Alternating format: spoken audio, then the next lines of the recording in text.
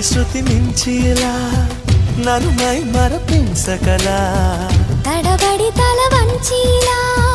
తలపును అణి చేస్తే ఎలా మరేం చెయ్యనే నీతో ఎలా వేగనే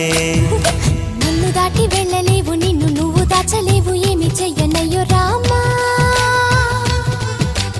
ఉన్న మాట చెప్ప నీవు ఊరుకుంటే ఒప్పుకోవు ఇంకెలాగే సత్యభామా అనుకున్నా తప్పు కదా